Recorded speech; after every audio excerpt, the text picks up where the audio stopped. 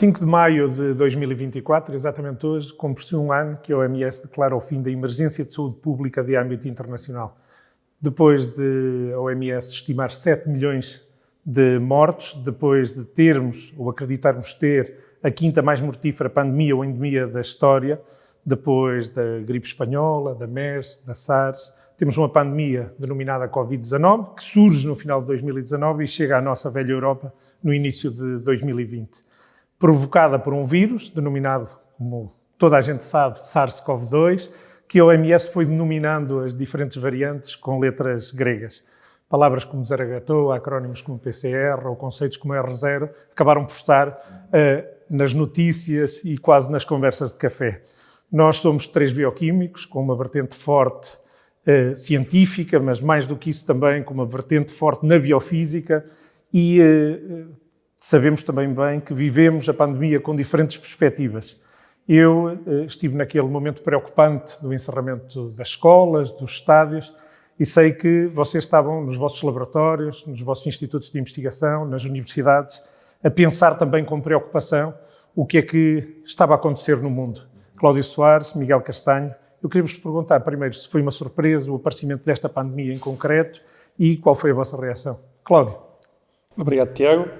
De facto, foi uma surpresa, mesmo considerando que já trabalhava em virologia e portanto, trabalhava a pensar que as coisas podiam acontecer desde aliás, a gripe A, não é?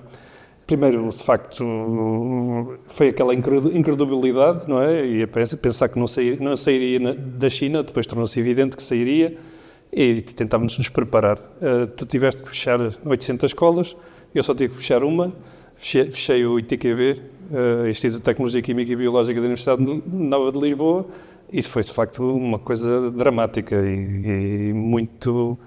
Quer dizer, estávamos completamente sem rede. Portanto, fechar a instituição, mandar as pessoas para casa, tentar manter alguma operacionalidade, foi, de facto, algo completamente novo e eu acho que irrepetível na minha vida.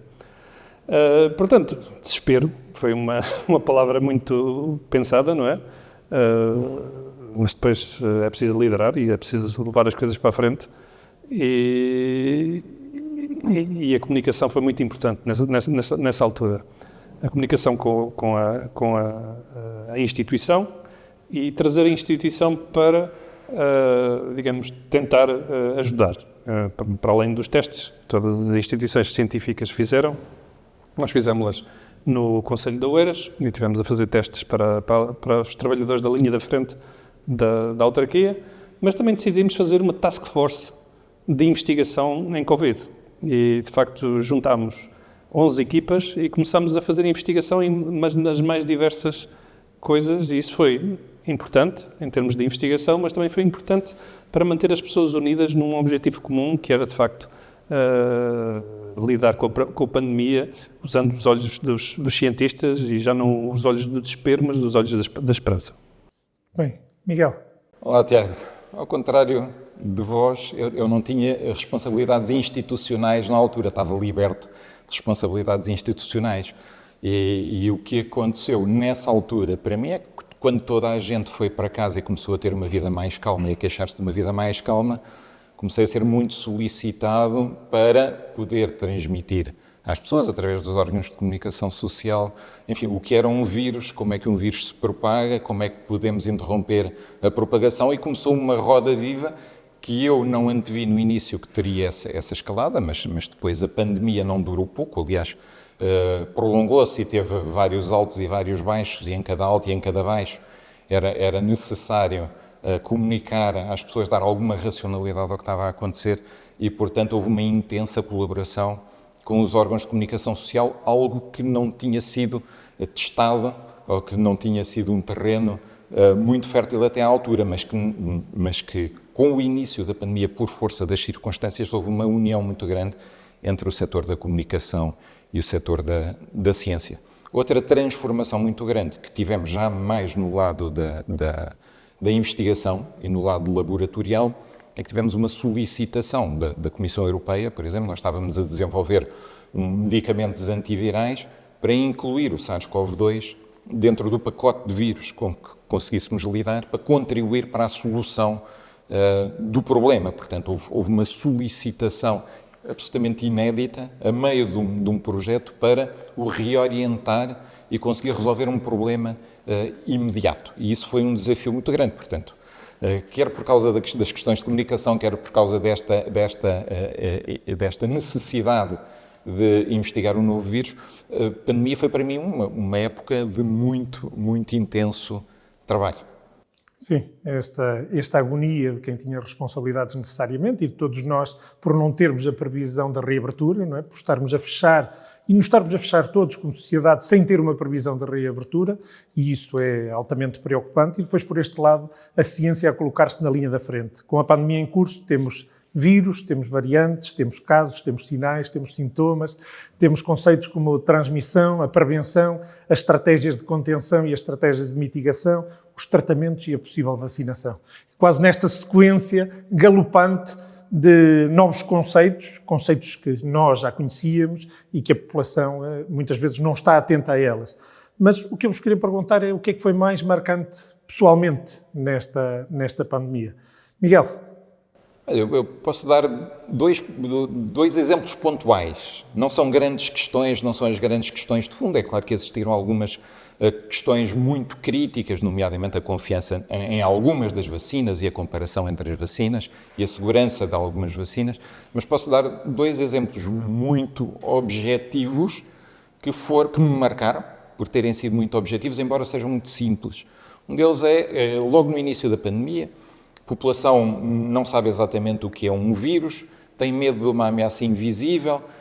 Não sei se te lembras da fase em que as pessoas punham as compras de quarentena na varanda, que as pessoas tinham medo de sair à rua. E o que acontece é que um vírus é, de facto, uma estrutura muito frágil fora do corpo humano.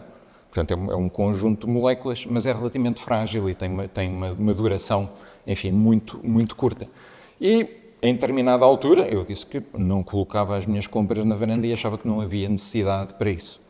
Esta coisa que foi banal acabou por ser algo que fez a diferença na vida de muita gente. Durante muitos meses após estas declarações, várias pessoas me agradeceram porque a sua vida melhorou muito, deixaram de pôr as compras de quarentena na varanda e passaram a ter uma vida muitíssimo mais fácil. Essa foi uma questão que me marcou, porque foi uma declaração que para mim era muito simples, mas que acabou por ter um grande impacto na vida das pessoas. Outro facto semelhante, que foi uma declaração que eu fiz, que é do ponto de vista científico relativamente banal, e eu dei esta informação só a um jornalista, que acabou por depois ter um grande impacto mediático, que teve a ver com a imunidade de grupo. Portanto, em determinada altura, esperava-se o dia em que atingíssemos a imunidade de grupo através da vacinação ou da infecção natural, para estarmos descansados. E eu acabei por dizer a um jornalista, quando se soube que as vacinas não tinham uma eficácia de 100%, que essa imunidade de grupo ia ser atingida numa fasquia mais alta, se é que haveria de ser, seria possível de atingir.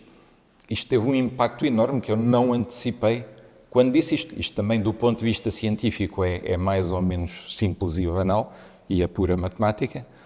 Do ponto de vista do impacto mediático, foi muito grande. E esta dicotomia entre aquilo que pode ser uma relativa simplicidade científica, mas fazer um impacto muito grande na vida das pessoas, ou ter um impacto mediático muito grande, foi algo novo e foram das coisas que mais me marcaram durante a pandemia. Em contraste com o Miguel, eu tentei apagar-me, era um dirigente, e mandei as minhas pessoas e tivemos uma estratégia de comunicação para dentro e para fora muito aguerrida. O que me marcou, de facto, foi que eu tive que montar uma operação para fechar, uma operação para abrir, e abrir foi muito mais difícil do que fechar, e foi uma operação militar, digamos, e de facto foi um bocado duro, porque as pessoas dividiram-se em duas classes: as pessoas que não tinham medo e que não queriam usar máscaras, e portanto eu tinha que, de certa maneira, disciplinar a população da instituição para evitar a infecção interna e permitir o regresso ao trabalho, e isso é muito importante. Um cientista principalmente um cientista experimental, não trabalha em casa. Portanto, tem que ir para o seu laboratório. Portanto, essas pessoas tivemos que fazer muitas regras e ser um pouco desagradáveis, e isso foi marcante para mim, porque de facto tive que fazer esse papel desagradável. E depois as outras pessoas que de facto não queriam voltar, tinham o medo do outro. E isso, de facto, o medo do outro foi uma coisa muito marcante na pandemia. Começámos a desconfiar uns dos outros, porque o outro poderia estar infectado e nunca o sabíamos. E, portanto, trazer confiança às pessoas para voltarem e deixarem de ter medo do outro e trabalhar em condições adequadas, e, de facto, não tivemos infecção interna, foi também bastante difícil. Como sabemos, tivemos alguns cenários muito complexos em termos médicos, em Portugal e noutros países, mas os problemas sociais e económicos acabaram por ser a grande preocupação e os alarmes com consequências terríveis, principalmente para as sociedades ou para os indivíduos mais vulneráveis. Vimos isso em Portugal e vimos que sociedades menos bem preparadas que a nossa tiveram consequências mais terríveis pelo facto de termos tido esta pandemia. No entanto, a pandemia, tendo um efeito devastador, foi possível ser controlada, e eu gostava de perguntar é que, passados estes 2 anos, porque no fundo acabaram por passar 2 anos do pico da pandemia, um ano de calendário depois da OMS ter decretado o fim da pandemia, continuando a doença a ser endémica, quais são as aprendizagens de todo este processo? A aprendizagem é que nós já tínhamos aprendido, e foi a informação que já tínhamos, principalmente do SARS-CoV-1 e o MERS, que nos permitiu agir tão rapidamente e sair da pandemia globalmente com a sociedade, usando a ciência. Portanto, de facto, foram 2 pandemias que não diria pandemias, mas foram dois vírus que não tiveram um efeito no Ocidente, de facto, mas permitiram-nos aprender imenso e, portanto, havia imensa informação que nos permitiu chegar, por exemplo, às vacinas, mas a muitas outras coisas e à compreensão dos coronavírus que, embora provocassem umas constipações, não estavam propriamente no léxico das doenças graves e da mortalidade, não é? Portanto, o que aprendemos é que precisamos continuar a aprender, porque isso é fundamental para a próxima pandemia. E a informação que nós geramos hoje em dia, fora de pandemia, fora de emergência, é fundamental para lidarmos com uma futura emergência. Aquilo que fica é que os perigos potenciais podem se tornar perigos reais. E, portanto, quando falamos da doença X, quando agora temos os alertas para o H5N1, agora estamos mais sensibilizados para o facto de que estes perigos potenciais se podem tornar perigos reais. De que maneira?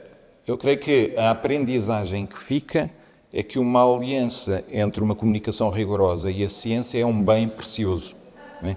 Algo que não tínhamos testado até aqui. Creio que o sucesso do combate à pandemia, e nós acabamos com a pandemia não acabou connosco, portanto, esta vitória teve a ver não só com o conhecimento que se gerou, com a dinâmica da comunidade científica, com tudo aquilo que foi conseguido, mas transmitindo também o conhecimento e a vantagem das novas ferramentas farmacológicas, dos novos procedimentos de saúde pública à população em geral. Porque a pandemia, obviamente, foi um fenómeno de massas e foi preciso comunicar em massas e foi preciso transmitir para grandes massas populacionais conhecimento que estava a ser produzido na altura. O mais paradigmático é o caso das vacinas e do teste de eficácia e segurança das vacinas, mas isto passou-se a todos os níveis. Esta aliança entre jornalismo e ciência, e ambos procuram aquilo que é mais rigoroso e que é mais sólido para decidir sobre isso, esta aliança provavelmente é o que fica de maior aprendizagem. E, aliás, nós vemos neste momento uma grande apetência por programas do tipo fact-check.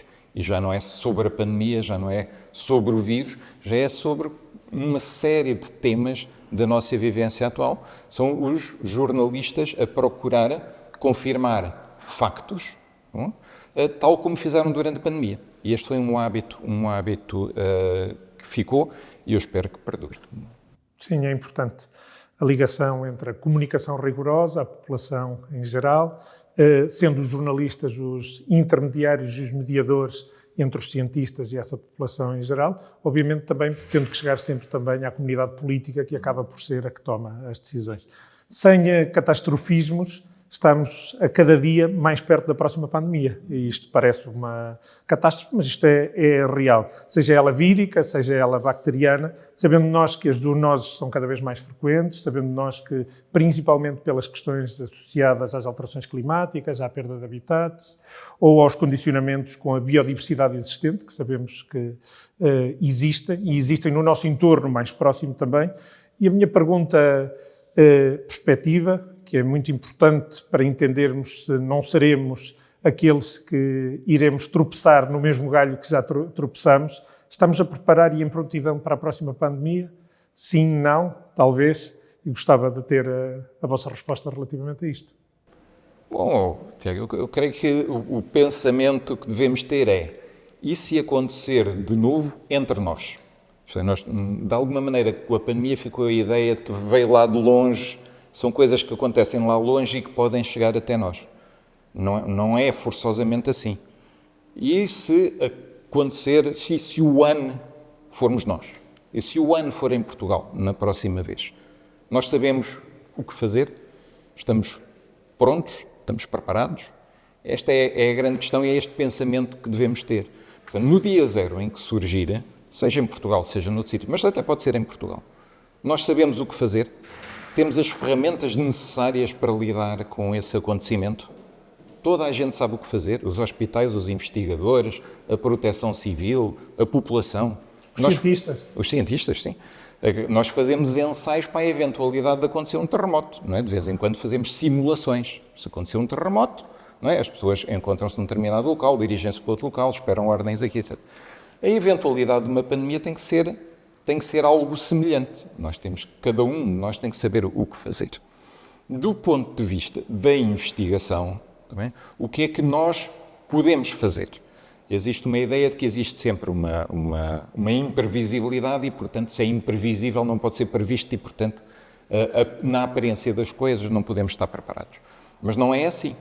Repara que se houver um antiviral de larguíssimo espectro, por exemplo, que sirva para uma grande diversidade dos vírus que conhecemos, provavelmente esse antiviral de larguíssimo espectro também conseguirá ser ativo contra um vírus que não existe, mas que existirá.